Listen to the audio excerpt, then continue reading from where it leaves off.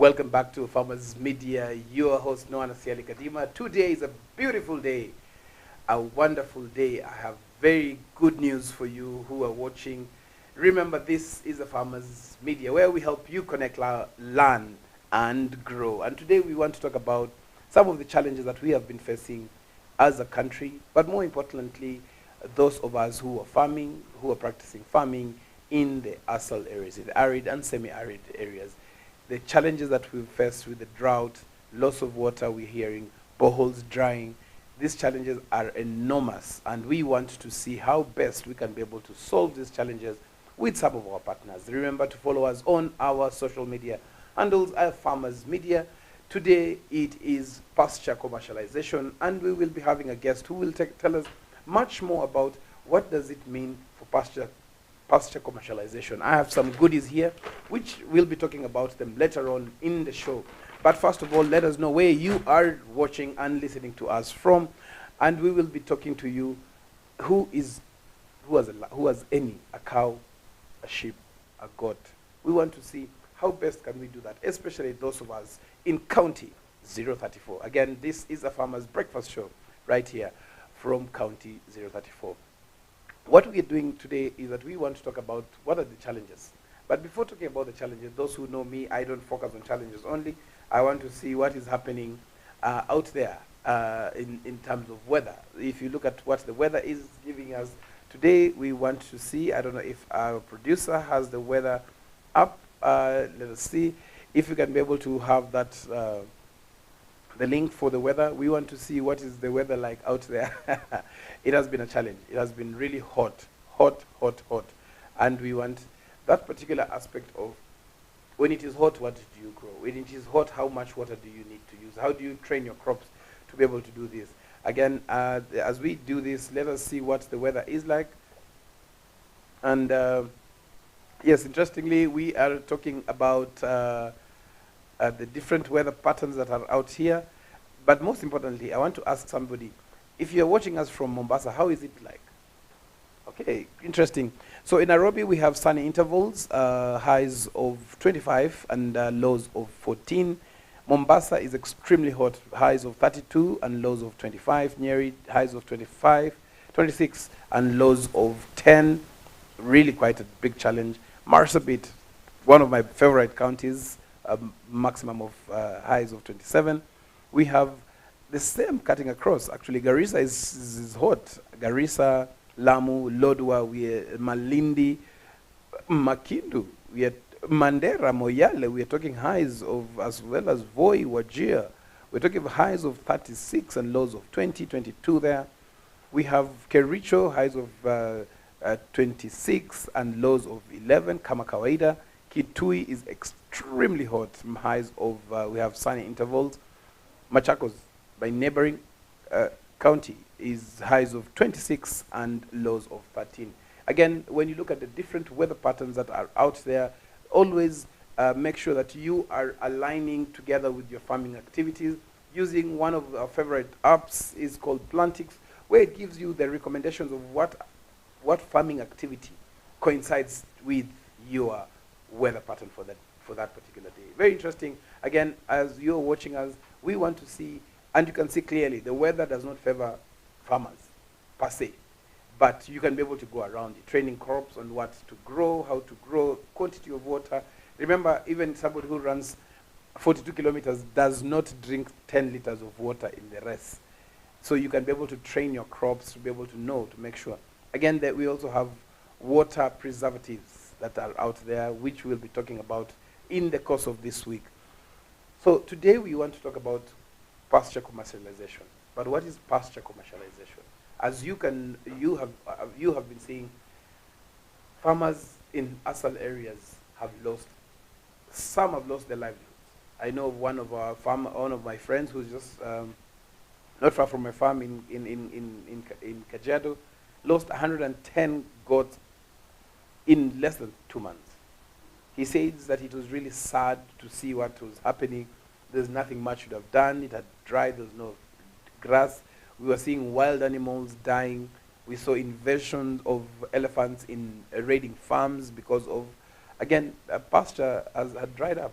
But where did it start hitting us? When did this start hitting us? And we have to really make sure that it is very clear why this happened to us. And we'll be sharing an African proverb later on, which will actually help us to understand what can we do differently this time round so that we're not caught in the same mix.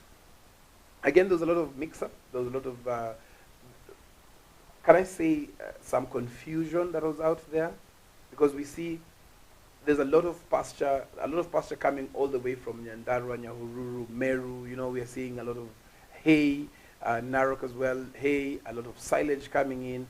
But the challenges that we are facing is that we don't know. We want to ask ourselves, where did this hay come from? Where did it come from? Where did this silage come from?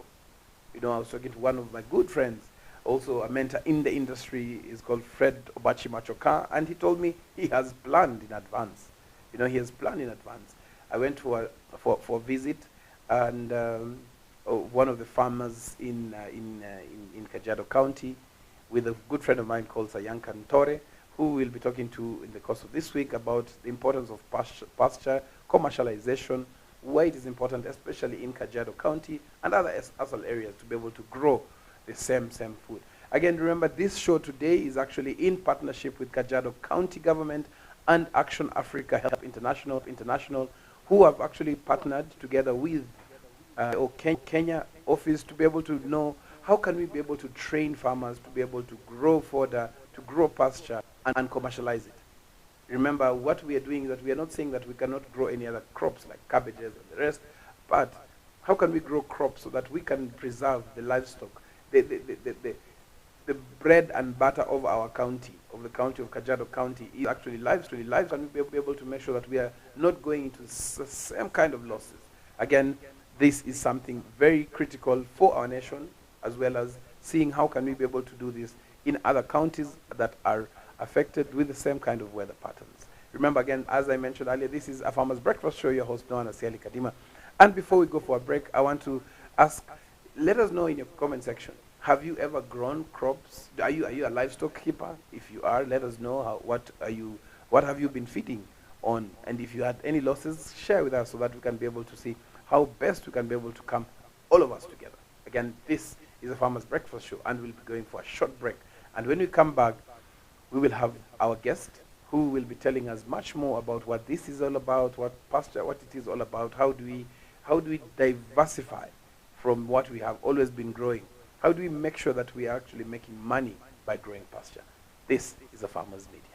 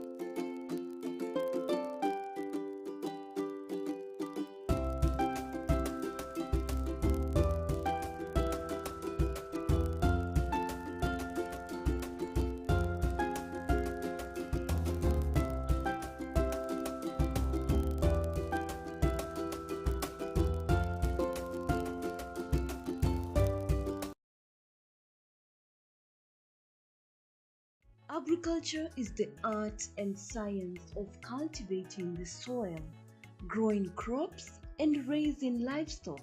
Agriculture provides most of the world's food and fabrics. It is not only a source of food and income, but also creates employment opportunities for many people in the world.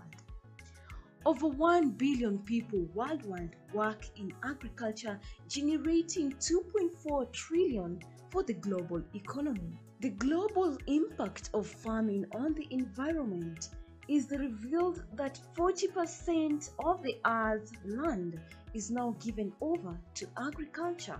Agricultural development is one of the most powerful tools to end extreme poverty, boost shared prosperity, and feed a projected 9.7 billion people by 2050.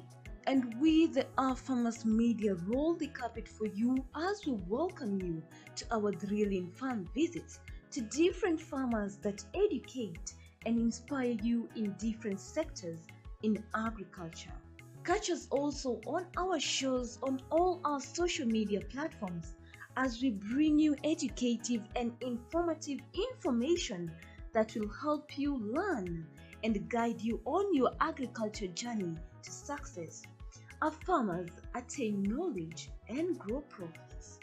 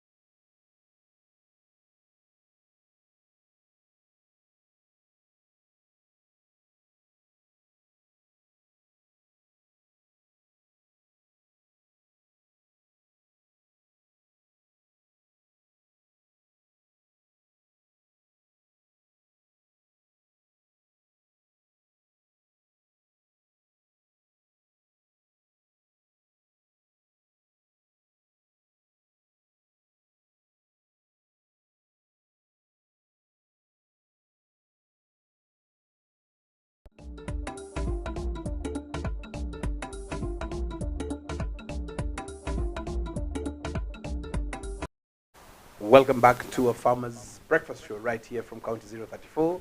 And as we talked about early in the morning, what we're discussing today is a matter of livestock, but not just livestock, but also livelihoods of farmers across the ASAL areas. Livestock has been affected, livelihoods have been affected. We are actually in a dire situation. We have been asking and asking ourselves hard questions. Why is it that livestock is dying? You know, where did it start hitting us? But even before that, we want to ask ourselves, we are seeing a lot of crops being grown in the ASAL areas, but how do we convert that to make sure that the livestock farmers are benefiting? Over the recent past, the last few months, we have actually seen farmers who have lost their livelihoods, entire livelihoods. Not these things of losing a cabbage this season, no. Losing 110, 75 cows, you know, that is really devastating. And today, as I mentioned earlier, we have a guest who will be talking to about what these challenges are. But before that, we have our traffic updates, courtesy of Mathri Route, and we are seeing that there's an accident 21 minutes ago. We have an accident on the expressway, and traffic is actually building up on the expressway, Trust Kenya. And then there's also traffic on Thika Road, kama kawaida. And then Thika Road is tight on sama imeshikana lakini inasonga. We are seeing Karen from Karen Ngong Road is heavy, but moving, really heavy. And let us know if you have any incidences that you are reporting. We'll be doing this once again. Remember, this is courtesy of Mathri Route, giving us much more about how can we be able to make sure that we have this particular updates for you to be able to see. Again, I want to introduce my guest. I want him to introduce himself. Karibu sana. Asante sana. Yes, so you can just let us know who you are and why are you doing what you are doing. Yeah, thank you very much for the opportunity to come and talk to you and other farmers. My name is Mika Mitogo. I work with an organization called Action Africa Health International, working around functions around program development and coordination. And Action Africa Health International exists to serve various marginalized or underserved communities. We've had work with refugees in Turkana and many other areas, and that's in Kenya only. And we've worked for a very long time with the pastoralist communities and a lot of urban, what we call the urban underserved or urban poor. We are an African-led NGO, and our solutions are designed for Africans.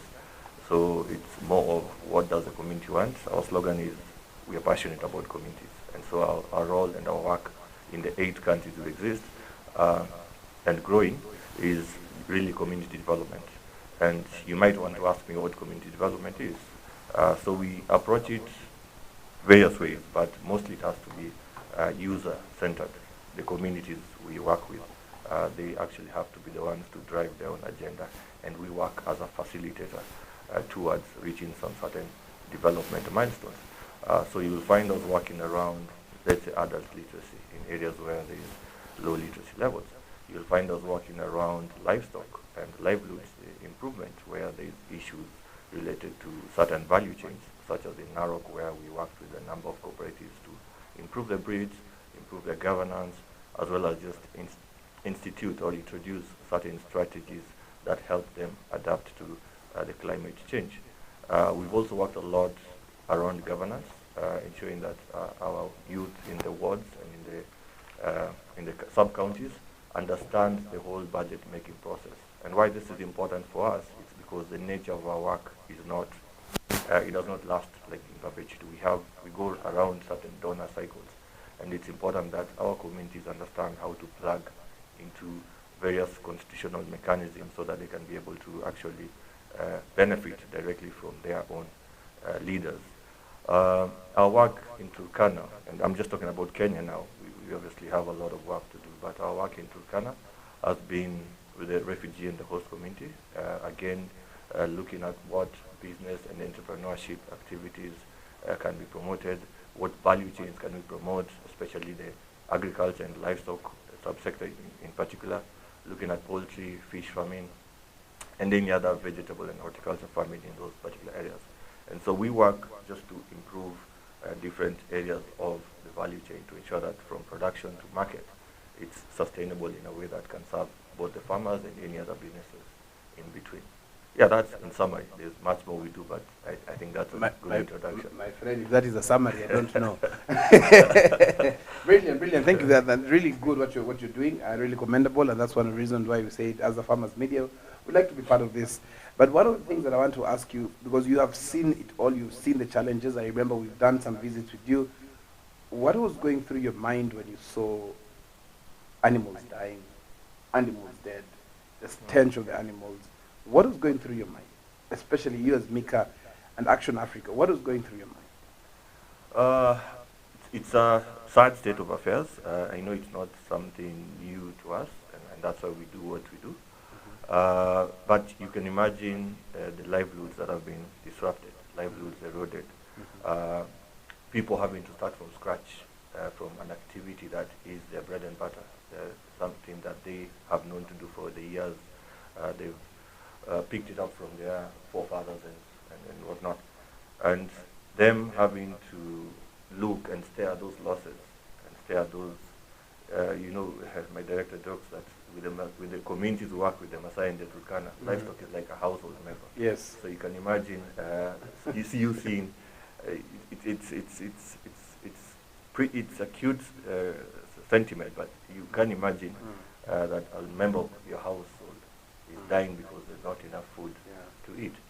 So you kind of empathize and feel that pain when you see that, and that's why we are always looking for opportunities to work around improving certain value chains or certain practices so that even these communities can adapt to the climate change. Yeah, and why this is important, and why I was asking that question is because some of the farmers have lost their entire livelihood. They've lost the inherited livestock. They've lost all the challenges that all the animals that they had. You can imagine if you are to lose not just the crops but also the land. Yeah. For them, that is what it means.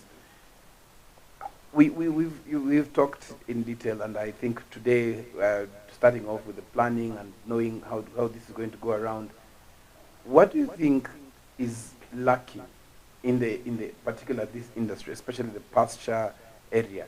Considering we have seen a lot of silage, a lot of produce coming from other parts of the country, why did you pick Kajiado as one of the places where you'd like to commercialize pasture? Yeah, good question. It's both us wanting to come and work with the community in Kajiado, but also us having gotten some positive response from the UN FAO, who are also supported by Mastercard Foundation, who are keen to kind of protect and improve the livelihoods of the communities that are in Kajiado County. For us as an organization, it's always been a strategic interest to work with, like I mentioned earlier, marginalized or underserved communities. And the pasturists are one key target or key group for us to work in. And so this project coincides with part of our long-term strategy to actually come into Kajiado the way we've done in Narok and Turkana. So it fits the profile of what we want to do with regards to community development. So aside from just executing this FAO-funded project, we'll also be making a lot of forays in the community, having barazas with various villages, community members in different areas, and trying to understand what are their development needs, and then tailor solutions that are suited to those development needs. Whether it will be agriculture and livestock, well and good. Whether it will be business and entrepreneurship, we will respond the same way. Whether it's governance issues, we will respond appropriately. Yeah. Okay, interesting. So one of the things that I wanted to capture, again, just like a repeat of the same question that I've asked you, but we have seen livestock dying. The local community is used to grazing land, and I know we'll talk about that later in the show in terms of what that affects carbon emissions as well.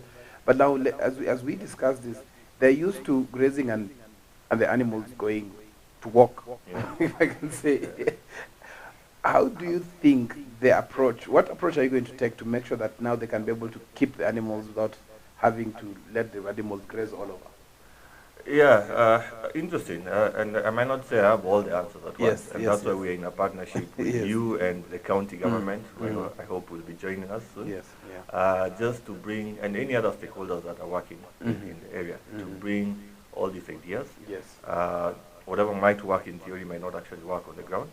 So we are very keen to ensure that we adopt a learning attitude.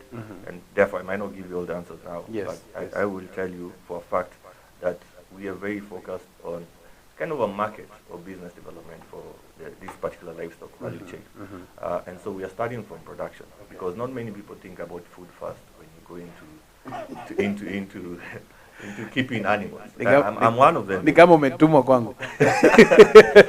of them. So you'll find we'll start keeping goats or chickens, but we'll not have figured out where are we getting the food first. And then somebody calls you from the farm like, hey, boss, hakuna chakula. Hakuna chakula. So and you see, we have to also realize that we cannot keep relying on the weather. Exactly. The weather has changed so much. Like if we are still doing that, then we just need to wake up a bit and look for other strategies to actually either modernize your production or just innovate around climate smart agriculture or climate smart technologies.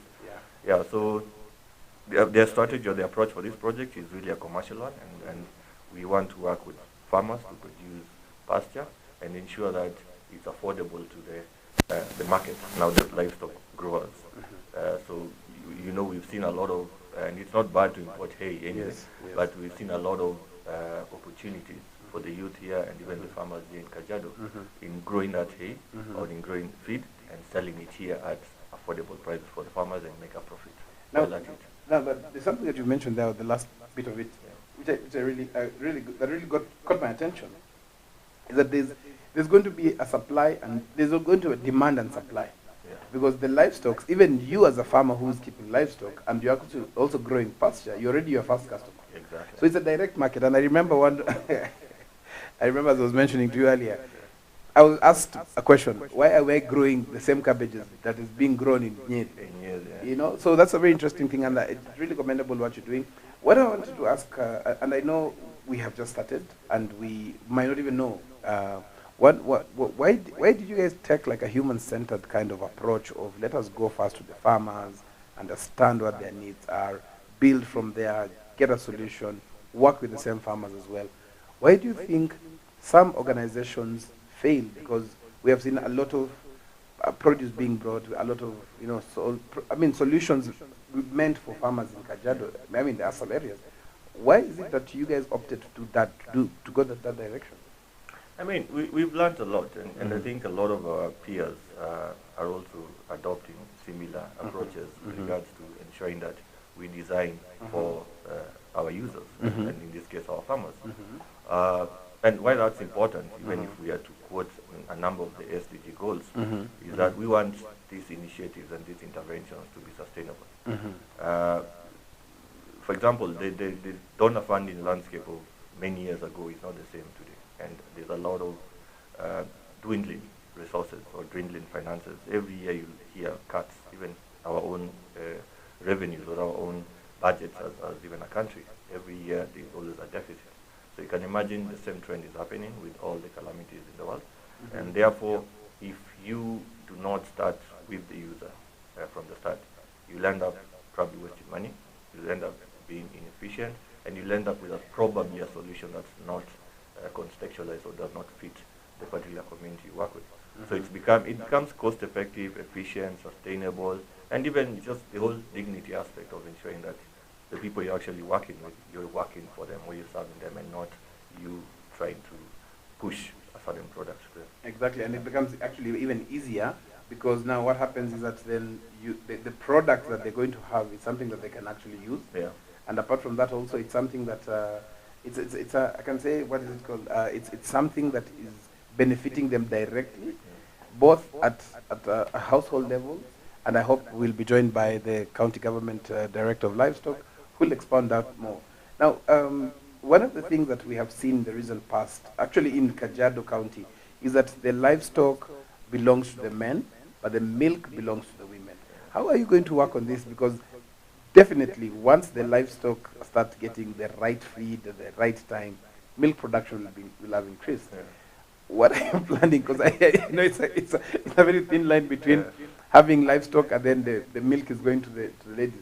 What do you think is that going to be to be a challenge in terms of households, knowing that the women are being empowered more in terms of having more money? Or it's when you talk about culture, that's usually a very murky area and a thin line to know where to step. Yes.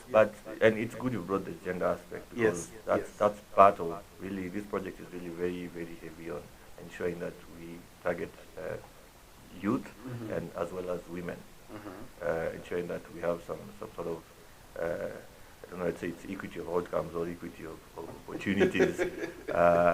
Yeah, that those two words still confuse me, but I like to learn more about them. Yeah. But going back to the cultural aspect, Yes. the reason why we work with these particular communities is to ensure that we also learn. Okay. And so as we see it in a talk show here today, Yes. I'll say the bare minimum of what I know. Yes. But once I go to the field and in 3 months, 6 months' time, I will come up with more information that will then benefit our certain stakeholders and networks, and Yes. even the show itself, if we happen to come back and share more what we've learned. Yeah. So we'll meet it as we meet it. We have local staff who can be able to help us navigate the cultural dynamics. And so we do not intend to disrupt the way of living, but we want to promote Yes. aspects related to gender, youth employment, and just ensuring that this peaceful cohesion and development happens in a sustainable way. Very fantastic. And now, fantastic. For those who are watching us, remember we're discussing pasture commercialization, how we can be able to make sure that the livestock in the ASAL areas, starting with Kajiado County, and then our guests will also tell us which other counties they are in and what else they're doing apart from that. If you have any questions, kindly share in the comment section. If you would like to be part of this campaign in terms of growing pasture, there's also a link that we have shared there.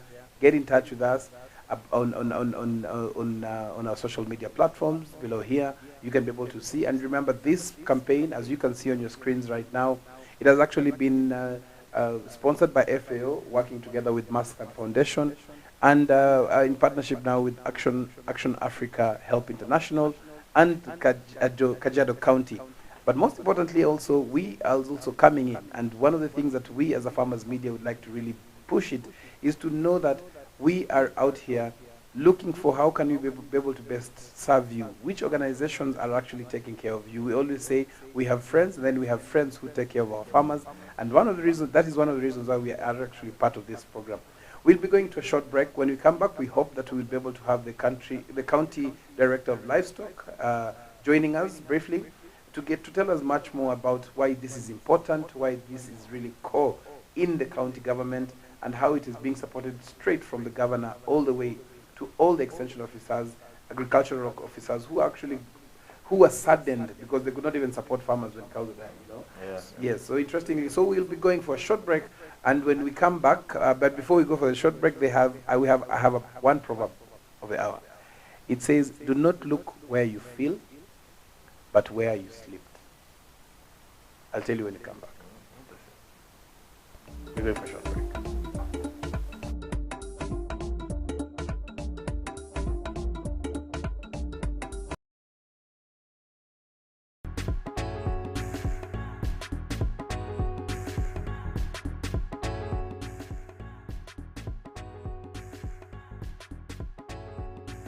Farmers is the home of Africa Farmers Club, and by extension, African farmers.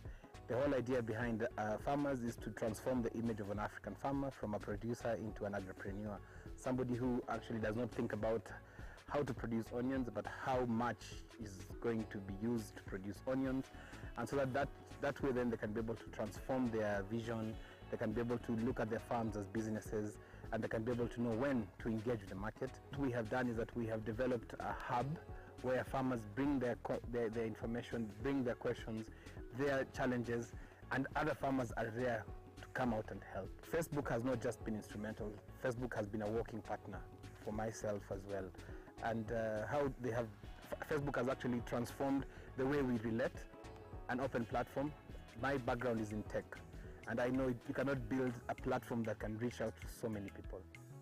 Initially, it was just a few farmers in 2 counties, Machakos County and Kajiado counties, but now it has transformed. We have a stronger membership from Nigeria and Zambia than even Kenya itself, And the reason behind this is the messages I get from different farmers across Africa. Then something interesting came to my mind, and I thought about using the camera. Every time I visited farmers, I would be able to post in the community, in the group, in my own profile, and just share the story of the farmer that I visited. And then I asked myself, why wouldn't I get this information, develop it in a way that other people can be able to benefit? If we go for a training, how do we capture that so that those who are not, the farmers who are not able to come for that training can still benefit? And hence the birth of a farmers media. Our mission as an organization is to help farmers, African farmers, to attain knowledge and grow profits.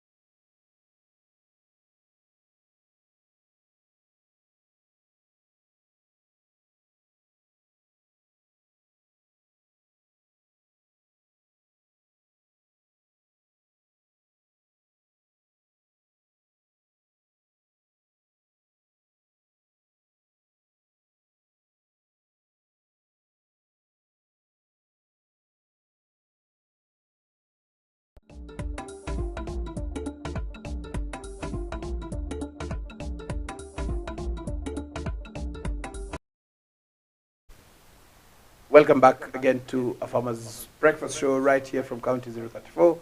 And we are talking about how can we be able to make sure that we are satisfying the needs of our county, starting with what is core, what is the main business that happens in the county, which is livestock keeping, selling. But most importantly, we want to know how can we do it so that we have real good quality. And we have our guest, Mika Mitoko, who is from Action Africa Help International, and he's telling us much more about what they need, what they're doing, so that we can be able to understand much more. Mika, before we went for a break, you talked about why you're doing this as an organization.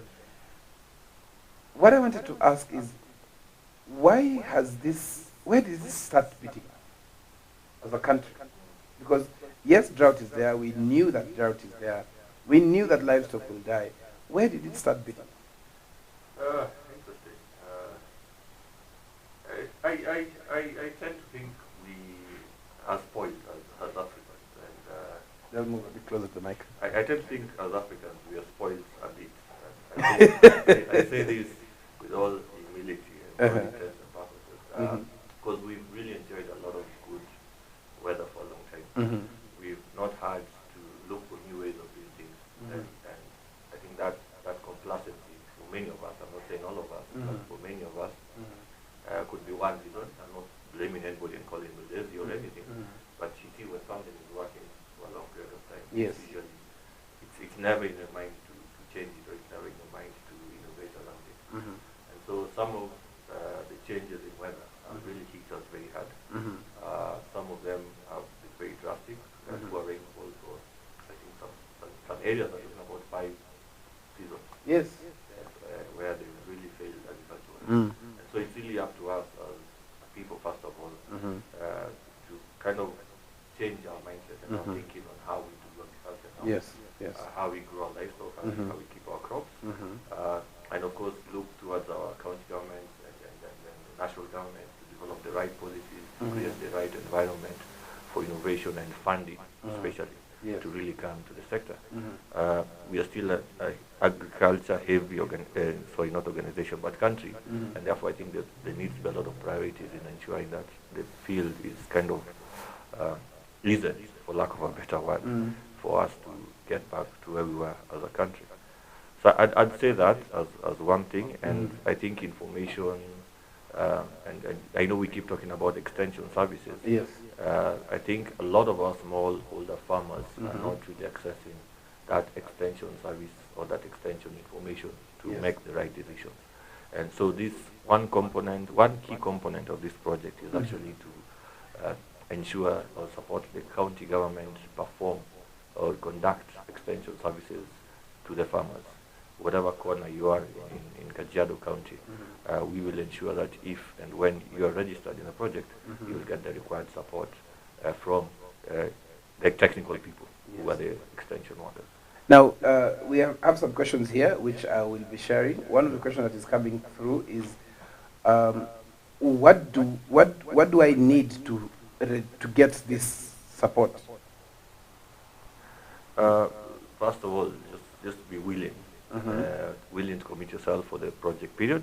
I know with the work we do, it's usually projects, but you see, the idea of projects is to kickstart or catalyze something.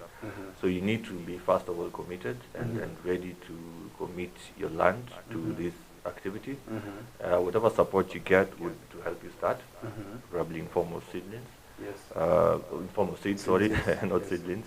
In form of seeds, and of course the extension services will be accorded to you, and Action Africa will then come in with business or market development support, where we now look at the commercialization aspect. Okay. You're producing, but how you access the market after that. And that's maybe something I need to mention, is that our smallholder farmers find it very difficult with regards to time, effort, and resources to produce and at the same time market.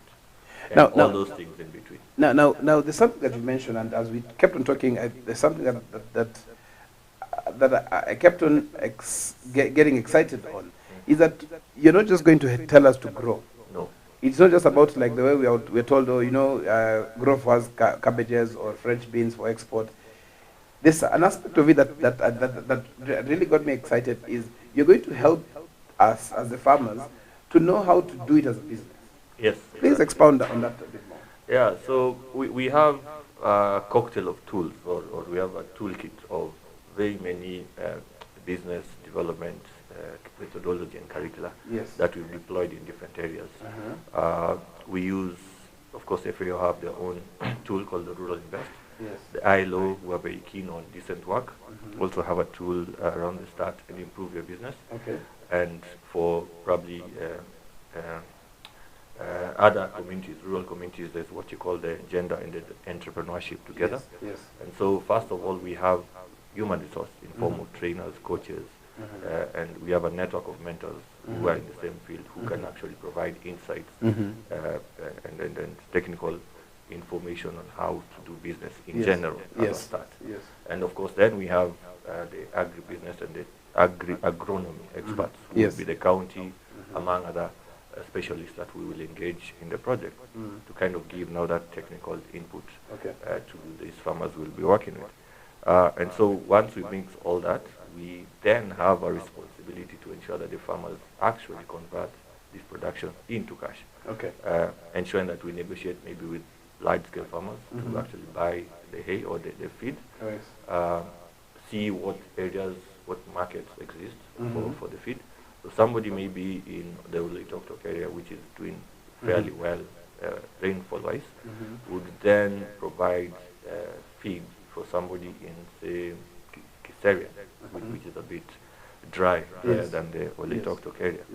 So it's really up to us to look for those markets and make sure that as we promote, as we support you to produce, then we're also supporting you to sell, so that you don't get stuck with livestock, with the feed, and you don't get stuck with produce that you cannot actually get. Yes, because that is one of the yes, exactly, and that is one of the challenges that we have seen in the agricultural sector, where actually one of the things that we are doing, and I would like to take this opportunity just to mention that we are also looking at the same option that you're saying, affordable transport and logistics services. But you see, unless there's ready market preparedness and a farmer knows how to be able to even negotiate, because yes, definitely as we do this, there are those who we normally call them in English aggregators. I call them in my English brokers. They will come in and say they want to buy this product feed. You know, but one of the things that will happen, Mika, is that we will also see the downside and what are some of the risks that you've flagged already and say this might be a risk. What is this thing that would be a risk that you looked at? Yeah, definitely. I mean, and it's very key when we say that, first of all, you should be willing to commit to this venture. It's actually a venture, so it's a business. Because for me, in the work we do, one of the biggest risks is ownership. So I might have this very fancy talk show, for example, or even training activities, but as long as that ownership on the ground, on the farm, is not there, then I will not go anywhere. So it's important that I reach out and connect to these farmers on a personal level, on a way that they actually feel like it will benefit them. That would be number one. Number two, top of it, of course, for those who don't have certain infrastructure such as water for irrigation, then it would become a bit difficult for them if we are to rely on the rains, which has brought us where we are. So that would be another risk. However much we are being positive about the March rainy season, that we know is a risk, and so we'll try and look at what options exist with individual farmers and see how. I don't know. We'll just see what to do with regards to water. But we're not promising anything. We're not going to do any water infrastructure. Because that's, and I don't want to put that there as a promise. But as we engage with the farmers directly, we'll look for options. But I mean, so does that mean that you're also open to other partners? We might get an irrigation company that says, hey, would like to be part of this. Is that something that you are? Yeah, ideally. And one thing with the way we work is we seek to strengthen systems, because we know we are not going to be there for forever. And at the end of the day, the community really is on to benefit. And so with our system strengthening approach, then you actually pull everybody in. And we are going to heavily support the county to kind of pull stakeholders together in Okay. Kajiado County. Yes. I know the director, once he comes, he'll Mhm. talk about his plans to bring in all stakeholders in the sector to just kind of contribute towards a singular or a unified Yes. feed strategy. Yes. And I'm sure he'll share more about that. Yes. Yeah. So Which again, I think he must be in the building. But before that, as you can hear, you as a farmer, this is an opportunity. But we're not saying stop growing your cabbages and French beans and start doing this. It has to be done in a structured way. There's a form there's a link to a form where you will need to register. It is in the comment section, and you can send it. There are those of us who might not want to fill the form quickly. They want more information. Which number should they call, or how do they get to you to get this information? yeah, I can give a hotline. You can even write it in the group, Yes. in the wall. Yes. 0738 44 44 22. Okay. I call it a hotline. It is what? Okay, so you can hear the number if you want more information before filling the form. Eventually, you'll have to fill the form. Huh? But if you want to fill, it is on the screens there, 0738 444422. Most importantly to know is that this is specifically first for Kajiado County.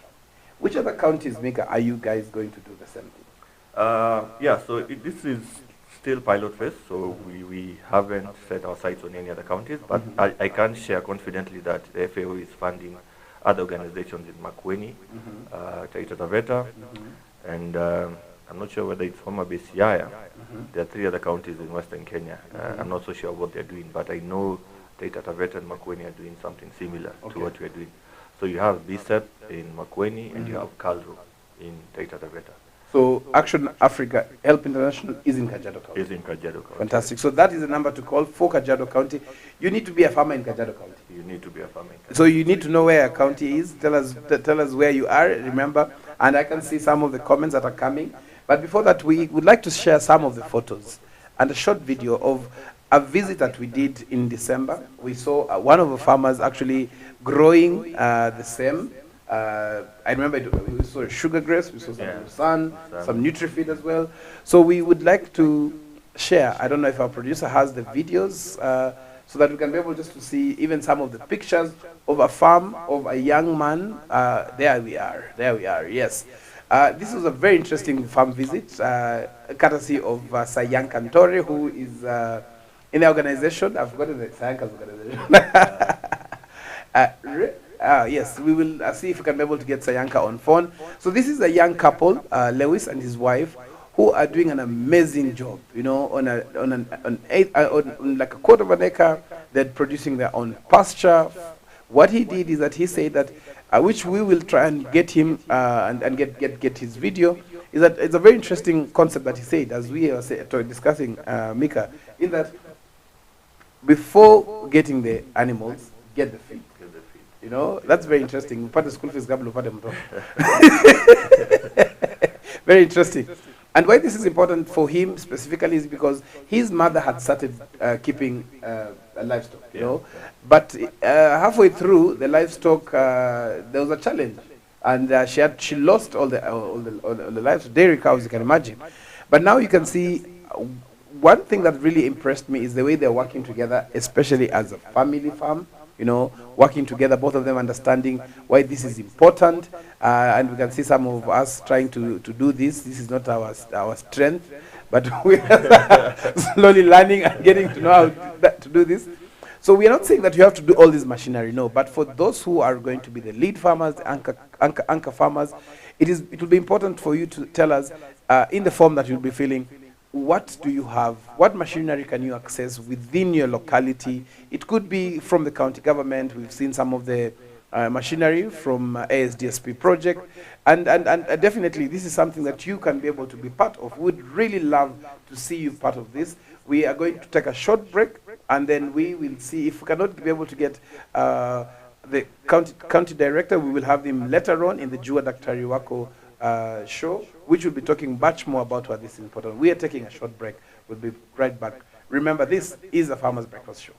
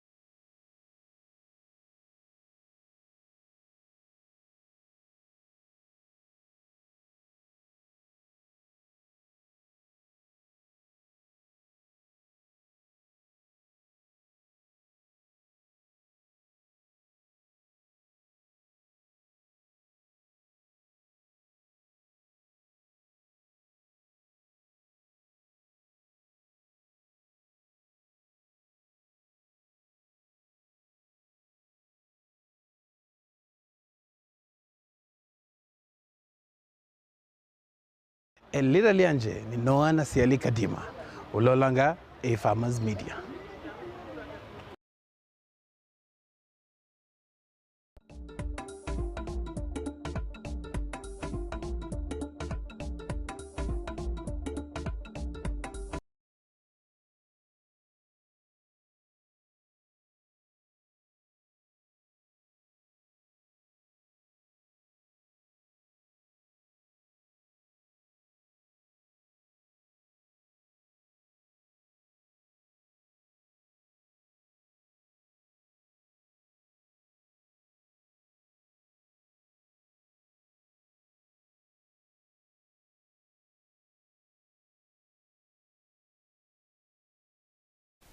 Welcome back to a Farmer's Breakfast Show right here from County 034. Today I'm joined by a guest who has been very passionate in making sure that pastoralists are actually getting their right need. Mika, for a long time we kept on criticizing our pastoralists, our farmers, telling them, you know, you can't stop keeping animals. How come we had not thought of how to help them, keep the animals better? I mean, that has just crossed my mind. Yeah. We kept on saying, you know, these guys are moving animals from here to here. How come? I mean, what made you guys think about this? Because I really want us to capture that. I have some comments that we'll be sharing in a few, but just let me know as I look for these comments as well. I mean, that's a hard one. But based on trends and based on our experience in certain areas such as Narok, and the reason why we do the work the way we do yes. with regards to user-centered or community-centered yes. is what I mentioned earlier around the cultural aspect. One key lesson we learned, yes. hard, but it was very important for us to learn, is that when it comes to cultural considerations... Yeah, being told just move a bit closer to the mic.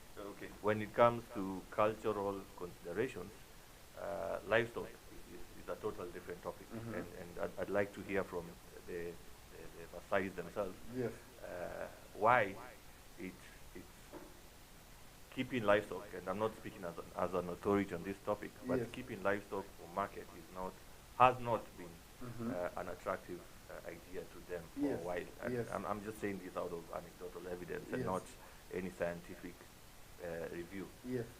So those are some of the things we've learned. Like, you need to really get to their heart to really understand why they do their livestock keeping in a certain way. Yes. And if you want to improve that, then you need to kind of innovate. Yes. So one solution we had in Narok is yes. where we then decided that, okay, or rather, they decided that, okay, we've heard what you said, it's a very good idea to improve our breeds, to get more money, to get more meat, to sell before it gets very old. But Mila, let us keep another herd, yes. specifically for breed improvement. Yes. And that's within their right. Inheritance of the car. It's within the right of the culture, yes. and so that's what we did. Yes. And we worked with a number of cooperatives in Narok County, and we were able to see a lot of change with regards to the breed improvement. What is the uptake now of that getting new breeds? I'm trying to see if we can get Sayanka as well on call. Yes. Yeah, I wish I came with my colleague Mark from the case in Narrow County, Yes. and he was listening. Mhm. Ole to Suba. So the uptake was great. I don't have figures or numbers, but we found that in the cooperative that we introduced the concept, individual households started buying the improved breed Ah. to keep, to a point whereby a number of them, a good number of them, actually bought this heavy duty bull. Okay. I'm calling them heavy duty, but Yes. they're highly improved breeds out of just an introduction in the cooperative. So you'll find, I think around 60-70% of households now in the catchment area that we work in Yes. actually have one or two improved breeds Ah. in their stock. Very interesting. Yeah, and So as you're talking about this, there's something that we talked with Sayanka. Remember, I think when we visited him, and he was like, he doesn't want that nonsense of having 300 cows and he cannot feed them. You know. So let me just try and see if we can be able to get him.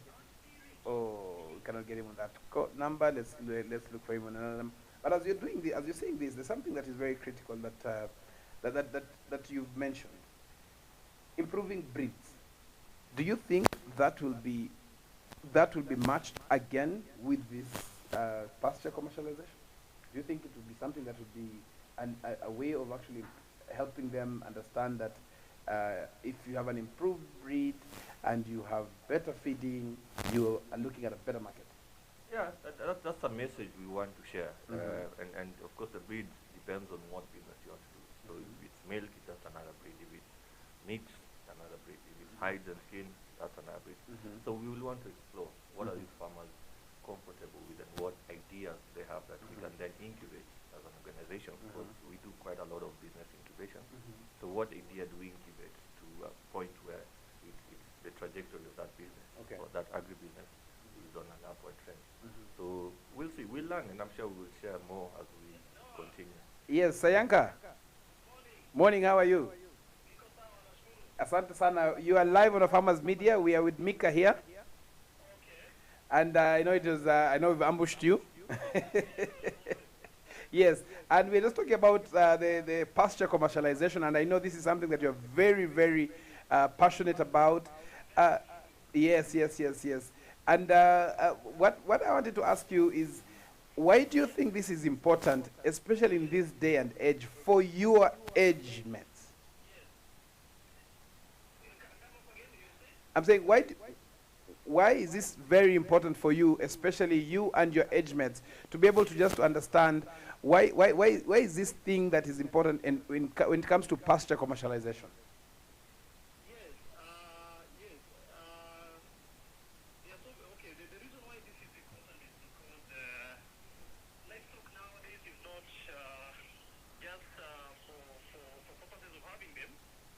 It is very important to have livestock as a business. Okay. So you cannot have livestock as a business when feeds are not when there's no feed for the livestock. So it is very important for us, and mostly the youth nowadays. Yeah. They want to do livestock rearing in a modern way. Okay. And as a business. All right. So for that to be possible, we need to ensure that there is feed available, and in that case, quality feed. All right. So commercialization of feed is very important for us because it creates a business. All right. And also the opportunity for youth to invest in livestock. Very interesting. We are seeing a video here that where we visited Lewis. Remember, we visited Lewis. Why do you think it is important right now for us to start sensitizing young farmers, especially young family farms, to be able to take this as an economic activity? Yes. Most of the youth nowadays of course, they are not employed. Yes. And involving the youth in commercialized pasture production is another revenue stream, and is an opportunity for them to gain meaningful income. So, and especially when we involve them at the family level, we ensure that they are together in that, and of course, it is a sustainable way of investing in livestock. Fantastic. Thank you. Thank you very much, Sank. I think we'll be having you in the shows. One of the questions that we have been asked is, What is the name of your organization? How can people be able to get in touch with you, especially those ones in Kajiado? Yes. Yeah, I run an organization called Retro Empowerment Program. Mm-hmm. Yes, we are based in Bisil. Mm-hmm. And yes, that's where we are. We have our shop there Yes. where we sell livestock feed. Yes. And in this case, we are selling livestock feed throughout the year. Ah. Yes, we don't want to do it like only during the drought, but we want to do it throughout the year. Thank you. Thank you very much, Sank. I know it was an ambush, but we'll be having no you in problem. studio more. Thank you very much and have a brilliant Thank day. you. Thank you, no. Great. So you've had that is Sayan Kantore, who runs an organization called Reto Empowerment Program out of Kajiado County. Very passionate. I know you've met him as well, and we have seen and this is what I really loved about the whole idea of having the locals taking charge of this. We are the locals. We are the farmers in Kajiado. Yes, wenyeji. You know, so those who are joining us, just let us know how this is important for you, especially as we get to understand much more about what is pasture commercialization. I know it is a heavy topic. It took me some time to understand. I was only interested. The first thing is that I was interested in that I can grow pasture and sell the way I see all those trucks. But slowly I understood that it's more than just selling. It is more about demand, supply. And we are joined now by the county director of livestock. He'll introduce himself in a few minutes. Hey, Eric umeingia, sauti imepotea. Yes, Eric, karibu sana. Just move close to the mic. Yes. Yep. Now tell us more about yourself, and then we talk about this program. I know we are short of time. Yes, I just told to turn the seat a bit. Yes. Good morning, everyone. My name is Eric Ahenda, and the Director Livestock Production in Kajiado County. Brilliant. So Eric, we're going to dive into the deep end directly. Why is this? You talk about this so passionately. Why is this important? Pasture commercialization. First of all, one thing that we have to agree is that the major livelihood in Kajiado County is livestock production. Mm-hmm. And more so, in addition to that, I would say that if you look at Kajiado County, over 80% of the land mass is under. Just move a bit closer to the mic. Is under. We can refer to it as a semi-arid area, and this is dominated by pastoral production system. Yes. And in any livestock production system, the feed component is usually more important. And looking at what has been happening, we have been experiencing in Kajiado County, our animals are migrating in search of pastures. It means that we have a deficit of livestock feed in Kajiado. All right. And therefore, that is an area that needs to be looked into and more attention given, so that we can ensure that we are secure in terms of livestock feed. You have seen, and we were actually discussing with Mika earlier, the challenges that we have seen. Number one for you as the county director of livestock, promotion country director. Iko inakuja now. The farmers, we normally don't call them, refer to them as farmers, but they are farmers, have lost entire livelihoods. How long will it take for them to recover? You know, the duration it takes for recovery will depend on how the weather outlook from now. And as we are talking, the next rains that we are expecting will be in around March, April there, and there will be the determinants to see whether the livestock keepers are going to recover or if the condition will persist. Okay. But what needs to happen is that even as we wait for those for the rains, the contingency measures needs to be put in place, and this calls for. We have been trying to supplement, although it is not enough. You know, it is a very expensive exercise. Yes. And therefore, we are left to to see how the weather will behave Okay. come the month of March. So what we are saying is we are not going to rely on the rain anymore. We want to see, instead of us growing cabbages, I'm not saying stop growing cabbages. Instead of growing cabbages, can we grow pasture that has ready market? Can we comfortably say that if I grow pasture and package it well, maker comes in with a business angle of how I can convert that farm into a business, then not automatically, but there'll be ready market. In the past, pastures, the market for pasture was a bit. It was. I'll say it was non-existent. It was not existing. Eh? Yes. And this was because the production attributed the production system being practiced. No, this pastoralism, where they were practicing free grazing. Okay. So we never expected anybody to engage in a commercialized pasture production. But there were still some people who were doing it. But as time goes by, it has been seen that the demand for livestock feed keeps on rising. Okay. And the best example I can give is that due to during the drought situations, we see businessmen bringing in some even crop residues to be used as livestock feed. Yes. That tells something. Yes. That the demand for pastures, the demand for fodder, the demand for any kind of material that can be used as livestock feed is on the rise. So what do you see as the main, the importance of actually this activity, having you as a county in this program? Because one of the challenges that we see, especially when it comes to extension services, and is that there's always commercialization of extension services. I sell fertilizer, I offer you agronomic support. But in essence, I'm just marketing my product.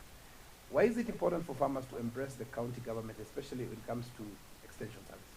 First of all, I would like to say that extension services has not been commercialized. It is the sole mandate of the department to offer extension services in the county. So extension services are free. Okay. But you'll find that yes, what you're saying is true. Some entities will come to market their products. Yes. And in addition to that, they'll offer some extension services. But it is good to let people know that the department is a responsibility. It is the department's responsibility and mandate to offer extension services. Okay.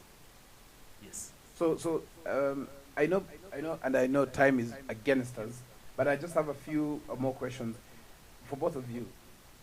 Mika, what are you looking for? Which kind of farmer should be part of this, especially the pilot stage? What is this profile of this farmer who looks like? I mean, we're having some seeds. I know director atashangaa mbona sijapanda niko nazo hapa. But what is it? Who is this farmer that you're looking for to be part of this initial I emphasized and I started by saying like the willingness and that attitude first to engage in this business would be key. So it's important that even as you plan to register as a potential farmer, have that soul search and actually make sure you commit to this. It's not an easy venture, and therefore you have to have the heart to it and don't look at it as an NGO project. That would be number one for me, the attitude. Number two, we're looking for farmers who are willing to commit some, if not most, of their land. The county has a lot of needs with regards to pasture. So the more land we can get, the better. And the more somebody can commit his or our own land to this venture, we're talking about pasture only, but it's really livestock feed. Whoever can really commit their land to that would be highly encouraged to just fill the screening form so that we organize visits for recruitment. Okay. Of course, it would be good if we have other infrastructure such as water, storage, among other things, but that will not kick you out of the project. We'll do our visits and do our assessment. If you register as a group, well and good. If you're an individual farmer, that's well and good. But we will try and encourage you, or we will try and talk to you to support a few groups within your area as a lead or anchor farmer. Yeah, I think that's it. On that point, uh, we have we also operate in communities. Yeah. Again, if you would get a community and they come together and say we have 10 acres, but each of us has 1 acre, is that something that you'd be able to consider? Yes. Okay. If you have a farmer who says, again, I think thank you for that. I want to now go into the technical bit, Eric. Maybe just one more thing Yes. that I really need to emphasize is what Sayaka was talking about, youth employment. This project is really keen to get a lot of youth in the livestock value chain as a start, and if other value chains make sense within the pilot project, then we will also explore that. Fantastic. I know that you're also very interested in seeing how the gender aspect Yes, is coming yes, in, yes, especially yes. the women, the Yeah. young. I mean, like the ones we met in. Lewis's wife. Lewis's wife We and met the other lady in Maltisa, Maltisa, as well. Very passionate about making sure that this is not only another economic activity, but it's a livelihood activity. So, Eric, on the technical bit, how much land? I mean, the land that we're going to use. How frequent will that crop be on the farm? For example, sugar grades, we have NutriFeed. We know that there are some that you cut and continue growing. What aspects of is it important to do a soil test? Is it important to add manure, fertilizer? Because some of these questions that farmers will be asking. I have this. We have seen some who are saying they're really interested in this. They're in Kajiado County. What are the technicalities of saying I'm going to dedicate 2 acres for this? First of all, before I answer your question, Mhm. I will like to talk a bit about the advantages of Oh yes. of engaging in this. And I will say that Kajiado as a county, the livestock keepers, especially during drought situations, have been depending on livestock feed from other counties. And this comes with challenges. There are challenges of quality. You're not sure how the pastures or the hay was grown. We also have challenges whereby you find that some of this stuff will come and harbor some pests like the ticks, and this also have negative impacts to our livestock because they aid in spreading the pests and even livestock diseases. And I will say that the advantage of producing our own is that we'll be sure of the quality because we have the technical officers who will be supervising the production Okay. and also offering extension services. It is a source of employment, especially to our youth and even women who can engage comfortably in pasture production. And therefore, you'll find that the livestock keeper have most of benefits producing their own. And it is a domain which is not a preserve for the livestock keepers only. Okay. You can even grow fodder even if you don't have any animal. It is a livelihood on its own. All right. Okay, you grow it for sale. It's like a business. As well. Yeah. And that is where now the commercialization component comes in.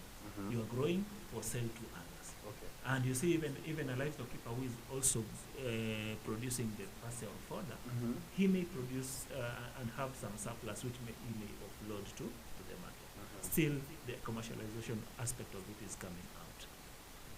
Now, to come to your question, it is important to undertake a soil test because, okay, in as much as we say that most of our land are still virgin and they are productive anyway. Yes. But you'll find that there are some areas whereby the land has been utilized and the nutrients are low. Yes. And there are some farmers who have always attested to the fact that they are trying to produce the pastures or the fodder in their plots, but the productivity seems to be coming down. All right. That is an aspect that needs to be looked at, and it calls for soil testing so that you know what kind of inputs you are going to use during the production of this fodder.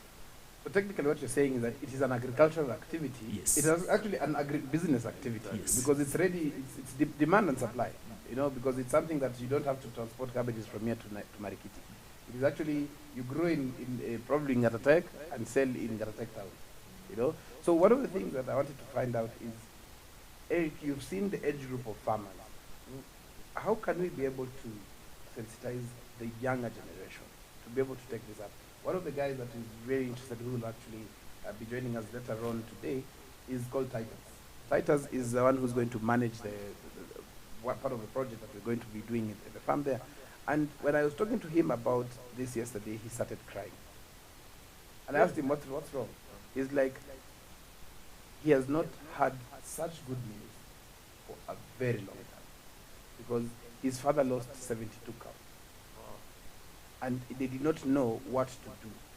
And the challenge is that some of the animal feeds that they actually bought, silage, very specific on silage, that came is what really affected the extra even losses, because the quality was bad.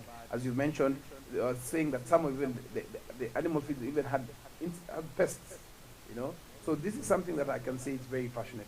What are your last words as we close? I know we are tight on time. What are your last words? That camera, look at the camera. Talk to the farmers. Yeah, I'm really, I feel very privileged to be here and happy to connect with you farmers, wherever you are. We are here to serve you, and we're here to grow and learn what you want with regards to enhancing your livelihoods from an agribusiness perspective. Thank you. Eric, same camera. Yeah, I will say that as a parting shot, this comes just at the right time when it finds Kajiado County suffering because of the drought, and I'll urge the farmers to embrace this. And since it is just a project that is beginning, it may not reach every part of the county. But I'm urging the rest, even if this project does not reach where you are, we are still urging you to paddock, fence your area, do some pasture conservation to be utilized, to be used during a situation like this. And as they plan to do that, I'm also emphasizing on the need to use our extension officers at the field, because they are there to serve them.